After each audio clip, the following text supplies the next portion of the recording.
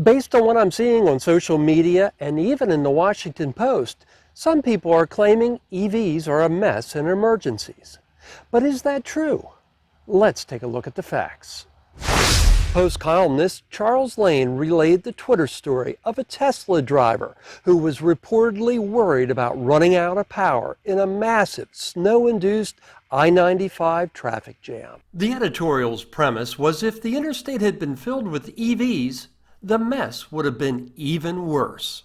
That ties into one of the questions I'm often asked by gas motorists. What happens if I run out of power?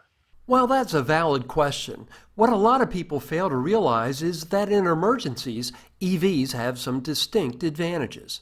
First, most EV owners charge at home, so many leave the house each day with a full charge, while gasoline motorists might not refuel until they get down to a quarter tank or less.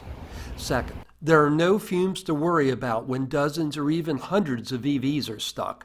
Imagine the carbon monoxide that was being spewed in that traffic jam as all those bumper-to-bumper motorists were running their engines overnight trying to keep warm. Would an EV run out of power? If the traffic jam lasts long enough, of course. But how many traffic jams are going to last more than a day? Based on a variety of sources I looked up on EV heater consumption, ranging from Car and Driver to ChevyBolt.com and others, it's safe to assume most EVs on sale today would have at least 20 hours of heat, and many would have significantly more than that. Here in Florida, one of the worries is evacuating when hurricanes approach.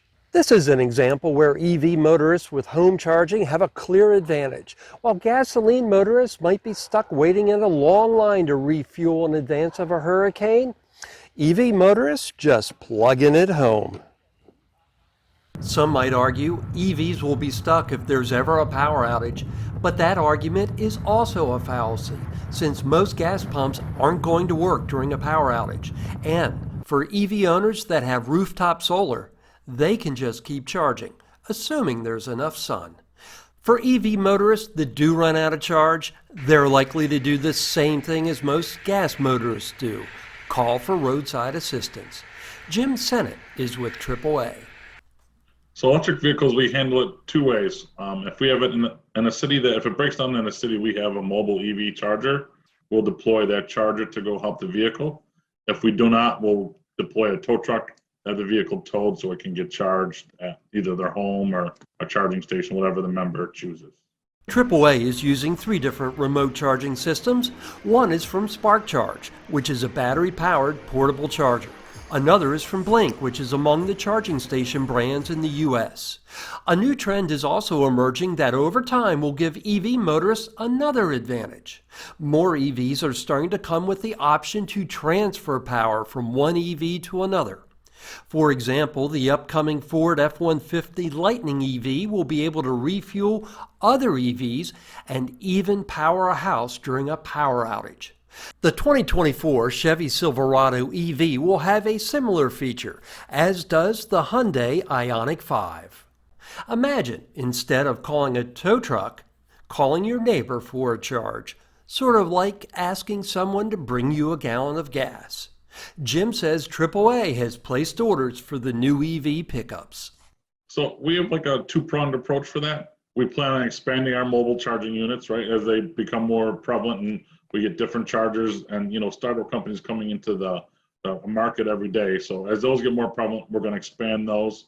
We're also going to expand our, charging stations with our car care owned facilities, which, repair cars, our branch offices, anywhere that we can get into charging stations, across the country so that we can help our members out.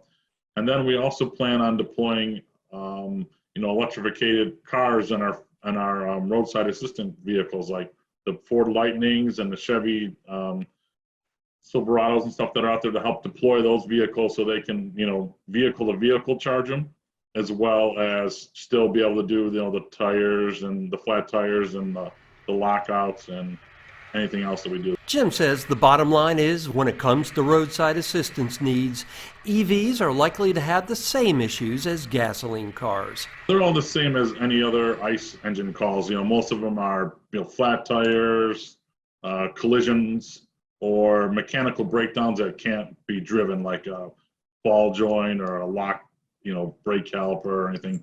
Nothing that stands out more than a normal ICE engine car would. And just about all EVs come standard with a charging cable that can plug into any regular electrical outlet, like those found outside of buildings and homes.